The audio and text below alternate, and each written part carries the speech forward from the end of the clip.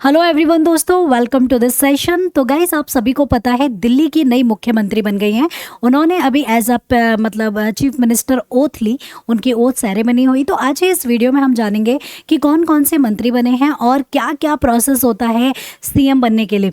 So well, I hope guys कि this video is really useful for you, आपको काफ़ी मदद करेगी, ठीक है, आपके वॉइस एग्जाम्स में। Okay, so well, I hope. तो चलिए स्टार्ट करते हैं। तो मेरा नाम पूनम शर्मा है और आपको अगर वीडियो अच्छी लगती है, do like and share this video.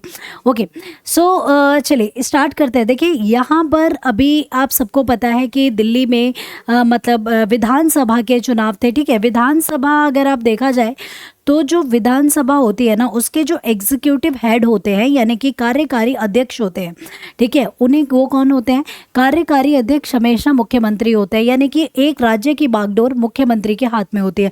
और अगर वो राज्य दिल्ली हो यानी कि देश की राजधानी हो तो अपने आप में ही काफ़ी इंपॉर्टेंट बन जाता है। सो गाइज, आज का ये पूरा सिनेरियो बेसिकली क्या है? तो देखिए, आप यहाँ एक न्यूज़ देख रहे हैं। Delhi CM Rekha Gupta take oath as a MLA as first session of new assembly begins. आपने कभी ये देखा है, जब भी पार्लियामेंट के चुनाव होते हैं, ठीक है, पार्लियामेंट के चुनाव होते हैं तो भी डायरेक्ट इलेक्शन होता है। और जब पार्लियामेंट नहीं, लोकसभा के चुनाव होते हैं तो डायरेक्ट इलेक्शन होता है। विधानसभा के चुनाव होते हैं तो भी डायरेक्ट इलेक्शन होता है। तो यहाँ पे अभी रेखा गुप्ता जो बनी है, ये भी डायरेक्ट इलेक्शन से बनी है।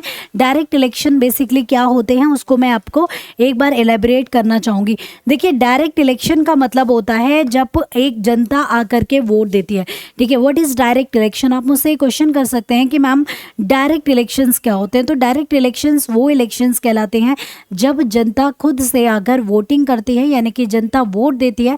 तो इस तरह के इलेक्शन को हम क्या कहते हैं? डायरेक्ट इलेक्शन प्रोसेस कहते हैं।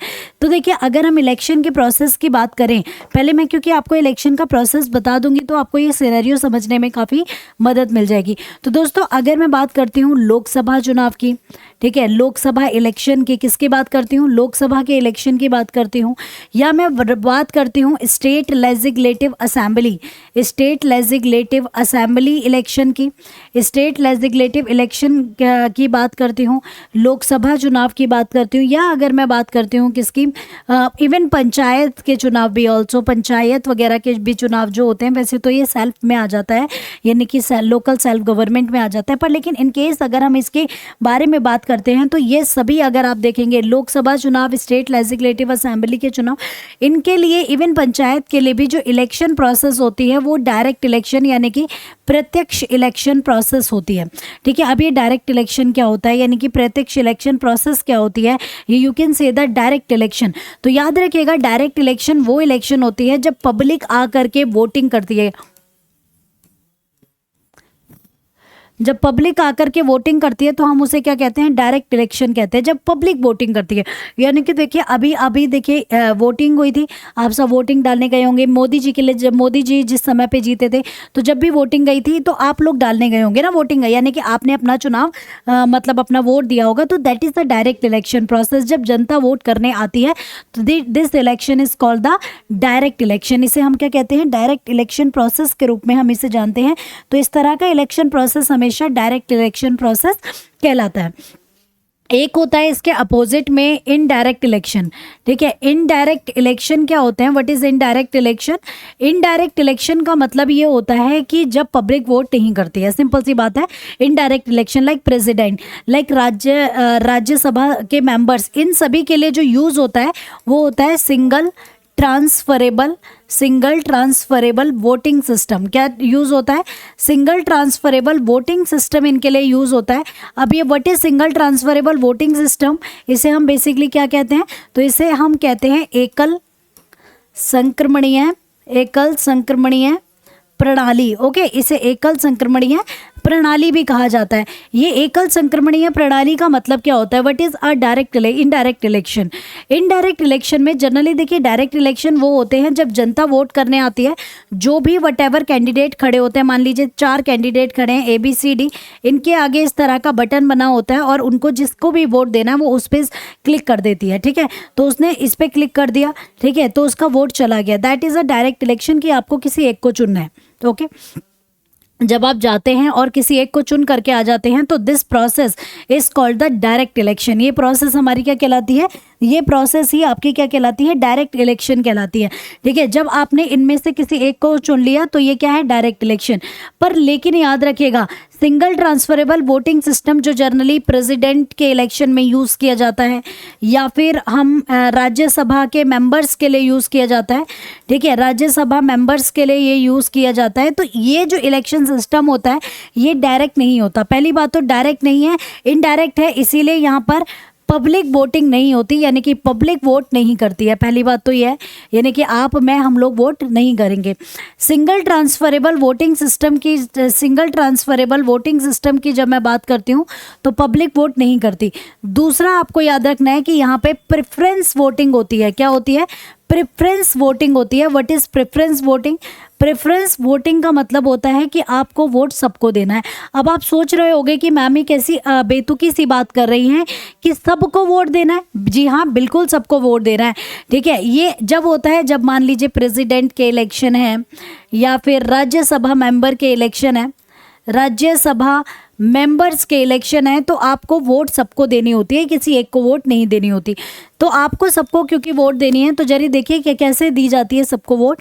कि मान लीजिए 4 कैंडिडेट खड़े हैं। कितने कैंडिडेट खड़े हैं, 4 कैंडिडेट खड़े हैं। ठीक है, वो मतलब एज अ कैंडिडेट जो चुनाव लड़ रहे हैं। ठीक है, 4 कैंडिडेट खड़े हैं। ओके, A B C और D 4 खड़े हैं। अब आप आए, ठीक है, आप इनके इलेक्शन में ज़्यादातर MLA या फिर MPs वोट करते हैं। ठीक है, तो ये लोग आएंगे, अब इन्हें वोट देना है। ठीक है, अब जब इन्हें वोट देना है, मान लीजिए कोई एक पर्सन आया, अमित नाम का पर्सन आया और उसे वोटिंग करनी है। ठीक है, अब उसे वोटिंग करनी है तो अब उसे इन सबको वोट देना पड़ेगा। मान लीजिए इन्हें प्रेफरेंस देनी पड़ेगी। क्या देनी पड़ेगी, प्रेफरेंस देनी पड़ेगी। प्रेफरेंस में यहाँ पे याद रखिएगा क्या देना पड़ेगा, इन्हें प्रेफरेंस देना पड़ेगा। प्रेफरेंस में बताना पड़ेगा कि किसको प्रेफरेंस देना है। मान लीजिए मैं चाहती हूँ, मान लीजिए अमित चाहता है कि पहले नंबर पे ये बने, मतलब C वाला बंदा बने। अगर इनकेस इन्हें वोटिंग कम पड़े तो ये बन जाए, फिर ये बन जाए या फिर ये बन जाए। ठीक है, तो पहली प्रेफरेंस C को दी गई है। इसी तरीके से सेकंड पर्सन कोई आया, मान लीजिए मनोज आया, मनोज भी अपनी वोटिंग देगा। ठीक है, मनोज ने अपनी वोटिंग दी, उसने पहला प्रेफरेंस उसने B को दिया, उसके बाद इसने इसको दिया, इसको दिया, इसको दिया, इस तरीके से उसने प्रेफरेंस दे दी। एक और पर्सन आया, उसने अपनी प्रेफरेंस सेट करी, उसने इनको पहली दे दी, इनको तीसरी दे दी, चौथी। तो इनको जो सबसे ज़्यादा प्रेफरेंस मिली है, वोटिंग C को ज़्यादा मिली है, तो C आने वाले इलेक्शंस को जीत जाता है। तो इसे कहते हैं सिंगल ट्रांसफरेबल वोटिंग सिस्टम। तो रेखा गुप्ता जो बनी है क्या इस तरीके से बनी है, बिल्कुल भी नहीं।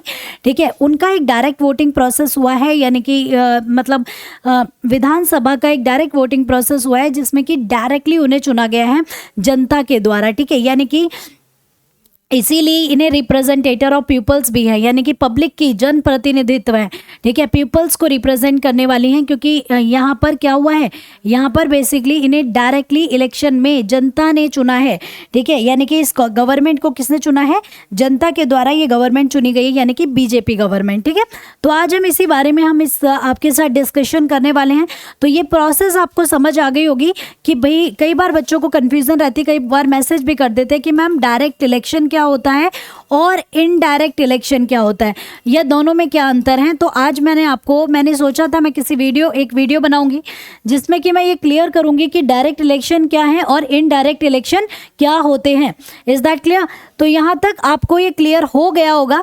तो देखिए यहाँ लिखा है, BJP MLA Arvinder Singh Lovely was sworn as in the, ठीक है, pro tem speaker and administrated the oath by the LG, ठीक है, Vinay Kumar Saxena in the Raj Niwas before the sessions begin. Okay, तो यहाँ पर किस किस मंत्री ने वो लिया है या फिर क्या लिया है। पहले तो मैं आपको बता दूं कि मुख्यमंत्री जितने इंपॉर्टेंट होते हैं उससे भी इंपॉर्टेंट होती है उनकी काउंसिल।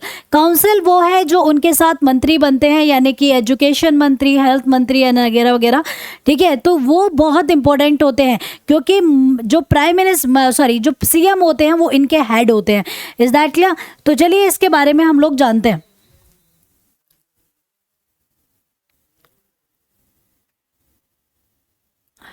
ओके गाइस, तो वेल आई होप कि ये आपको क्लियर होगा। तो यहाँ पे हम आगे बढ़ते हैं और जरा थोड़ी सी हम न्यूज़ में थोड़ा आगे जाएंगे। तो देखिए यहाँ पे क्लियरली लिखा हुआ है क्लियरली लिखा हुआ है, दिल्ली की मुख्यमंत्री रेखा गुप्ता और उनके 6 कैबिनेट मंत्रियों ने संसद में विधायक के रूप में शपथ ली है। नवनिर्वाचित विधायक कपिल मिश्रा, ठीक है, जो अभी रिसेंटली एमएलए बने हैं, क्या क्या नाम है इनके जरा देख लेते हैं। कपिल मिश्रा भाजपा से, संस्कृत में, ठीक है, संजीव झा आप से यानी कि मैथिली में, और मनजिंदर सिंह सिरसा भाजपा ने पंजाबी में, ठीक है, ठीक है, तो पंजाबी में इन लोगों ने शपथ ली। देखिए ये इनकी जो शपथ है, कपिल मिश्रा ने संस्कृत में ली है, मैथिली, ठीक है, यहाँ पे संजीव झा ने मैथिली में, और मनजिंदर सिंह सिरसा भाजपा से हैं, इन्होंने पंजाबी में शपथ ली है, ठीक है। भाजपा विधायक अमरिंदर सिंह लवली ने अस्थायी अध्यक्ष के रूप में शपथ दिलाई गई है। मतलब देखिए ये अस्थायी यानी कि टेम्पररी चेयरपर्सन के रूप में इन्होंने शपथ ली है अरविंदर सिंह लवली ने। एंड सत्र शुरू होने से पहले राजनिवास में उपराज्यपाल विनय कुमार सक्सेना ने उन्हें शपथ दिलाई, ठीक है। तो यहाँ पे देखिए लेफ्टिनेंट जो मतलब यूनियन टेरिटरीज होती हैं वहाँ पे आप सभी जानते हैं गवर्नर नहीं होते, एलजी होते हैं, तो इनको एलजी के द्वारा क्या दिलाई गई है, शपथ दिलाई गई है। तो ये क्वेश्चन बड़ा इंपॉर्टेंट आ जाता है कि सीएम को शपथ कौन दिलाता है, तो आपको पता होना चाहिए एलजी दिलाते हैं, ठीक है। और उसके बाद जो आगे मिनिस्ट्रीज का पोर्टफोलियो एलोकेट होता है, ठीक है, वो उसका मतलब उसको करते गवर्नर ही है, पर with the advice of the CM के एडवाइस के साथ करते हैं, ठीक है। रेखा गुप्ता ने सबसे पहले शपथ ली, उसके बाद उनके 6 कैबिनेट मंत्रियों ने शपथ ली, इसके बाद बाकी विधायकों ने भी ली। देखिए इनकी जो पूरी टीम है वो 7 पर्सन्स की है, रेखा गुप्ता और साथ में 6 कैबिनेट मिनिस्टर्स, बाकी उनके सपोर्ट में एमएलएस होते हैं, ठीक है। संसद की कार्यवाही विधायकों द्वारा वंदे मातरम के गायन से शुरू की गई। दैट इज इम्पोर्टेंट गाइस कि ये छोटी छोटी बातें आपको पता होनी चाहिए कि किस गवर्नमेंट ने किस तरीके से अपना ओथ सेरेमनी करी है। दिल्ली भाजपा अध्यक्ष वीरेंद्र सचदेवा ने इस सत्र को देखने के लिए स्पीकर गैलरी में मौजूद थे। नए विधानसभा अध्यक्ष के लिए चुनाव आज ही होगा, जिसमें कि विधायक विजेंद्र के पदभार के ग्रहण की मतलब संभावना है। आगे बढ़ते हैं गाइस, इसके बाद आगे बढ़ेंगे। देखिए दिल्ली विधानसभा बुलेटिन के अनुसार एलजी वीके सक्सेना, पहले तो आपको ये भी बता दूं कि दिल्ली के जो एलजी हैं उनका नाम है VK Saxena.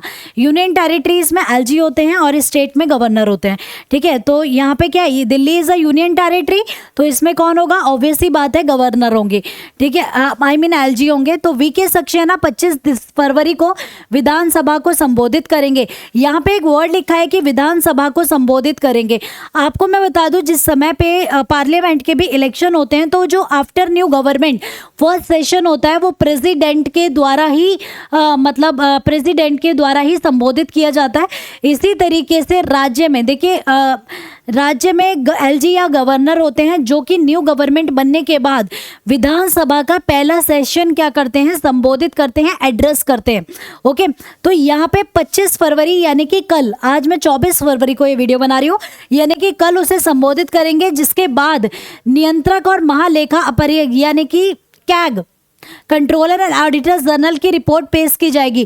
Controller and auditor general ये रिपोर्ट पेश करते हैं कि गवर्नमेंट के पास मतलब क्या फंडिंग है, कितना पैसा दिया गया और लास्टली क्या किया गया और आने वाले समय में क्या किया जाना है, ठीक है। उसी दिन में विधानसभा एलजी के अभिभाषण पर धन्यवाद प्रस्ताव के लिए मंच खुलेगी। देखिए याद रखिएगा, after a new government even president भी जब पार्लियामेंट का नया सेशन लगता है तो उसे एड्रेस भारत के राष्ट्रपति करते हैं। ओके, जितने भी नए सेशंस स्टार्ट होते हैं उसको एड्रेस करते हैं। ईयर का पहला सेशन एड्रेस करते हैं क्या कौन मतलब प्रेसिडेंट से किया जाता है। इसी तरीके से जब नई गवर्नमेंट बनती है तो उसे सबसे पहली बार केंद्र में यानी कि पार्लियामेंट में एड्रेस करते हैं प्रेसिडेंट। बल्कि याद रखिएगा राज्य में एड्रेस कौन करता है, राज्य में एड्रेस करते हैं गवर्नर या एलजी एड्रेस करते हैं। उसी के साथ रखा जाता है धन्यवाद प्रस्ताव। धन्यवाद प्रस्ताव को आप इंग्लिश में मोशन ऑफ थैंक्स भी कहते हैं। क्या कहते हैं, मोशन ऑफ थैंक्स। अब ये मोशन ऑफ थैंक्स क्या होता है, what is motion of thanks. Motion of thanks का मतलब होता है कि जो गवर्नर होंगे वो आई मीन लेफ्टिनेंट गवर्नर है दिल्ली के मामले में, तो जो गवर्नर होंगे वो क्या करते हैं, जब गवर्नर सबसे पहले आएंगे और प्रीवियस गवर्नमेंट के द्वारा जो भी उपलब्धियां प्राप्त की गई हैं या जो जिस तरह के कार्य किए गए हैं उनका ब्यौरा सामने रखते हैं। और जो कमिंग गवर्नमेंट, ठीक है, जो नई गवर्नमेंट बनी है उसके जो भी एजेंडे हैं उसके एजेंडाज को भी मतलब on the public in the sense कि मतलब ऑन द हाउस के अंदर रखा जाता है।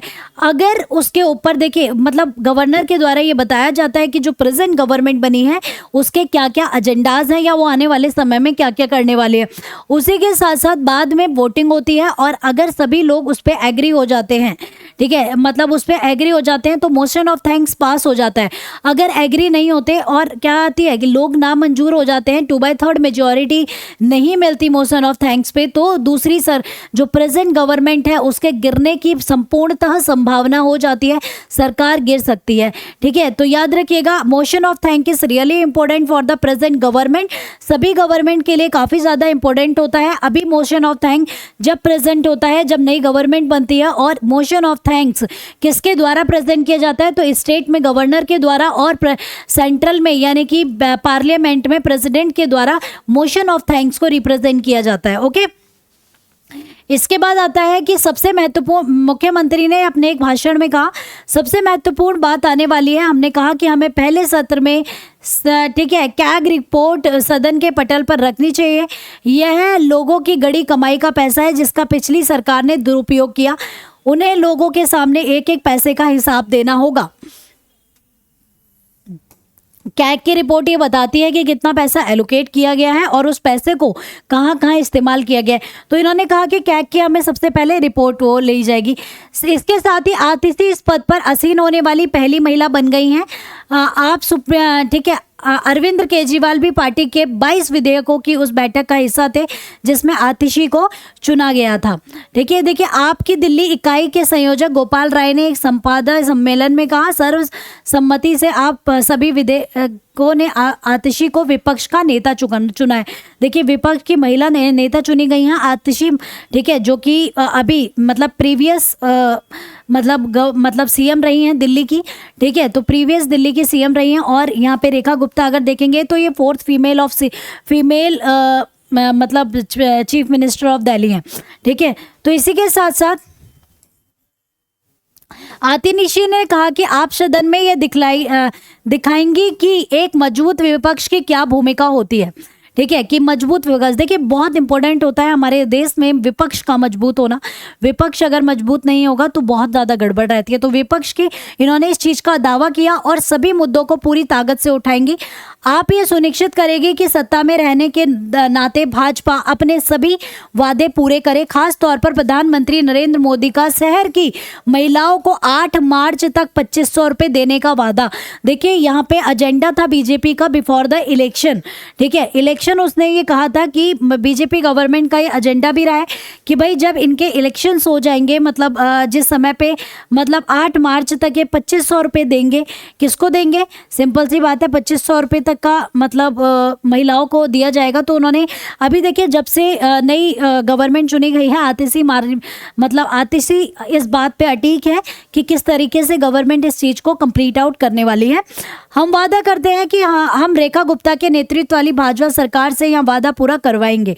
ठीक है, कि मतलब ये वादा पूरा हो, इसके लिए सियोरिटी। भाजपा ने 5 फरवरी को हुए विधानसभा चुनावों में 70 में से 48 सीट जीतकर दिल्ली को मतलब आपको दिल्ली की सत्ता से बाहर कर दिया। केजरीवाल सिसोदिया पार्टी के कई सीट्स नेताओं को अपनी सीट से हार गए थे। ठीक है, तो ये बेसिकली ये पूरा एक सिनेरियो था गाइस, जिसके बारे में मैंने अभी आप लोगों से इस सेशन में बात करी है। अगर देखिए सीएम बनने के लिए एक मिनिमम एज क्राइटेरिया की मैं बात करूँ तो 25 साल मिनिमम एज क्राइटेरिया होता है, यानी कि एटलीस्ट आप 25 ईयर्स के होने चाहिए। डायरेक्ट इलेक्शन से सीएम के इलेक्शंस होते हैं। जो सीएम होते हैं वो अपनी पार्टी के हेड होते हैं और अगर कोई भी मीटिंग होती है मतलब किसी भी मीटिंग में, राज्य की जो भी मीटिंग होती है उसमें हेड माने जाते हैं।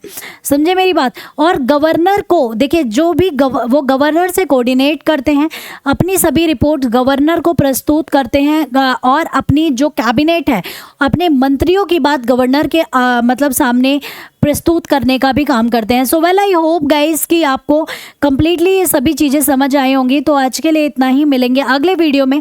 तो this video is really very informative. तो मिलेंगे नेक्स्ट वीडियो में। तो जब तक के लिए thank you so much guys, with lots of love and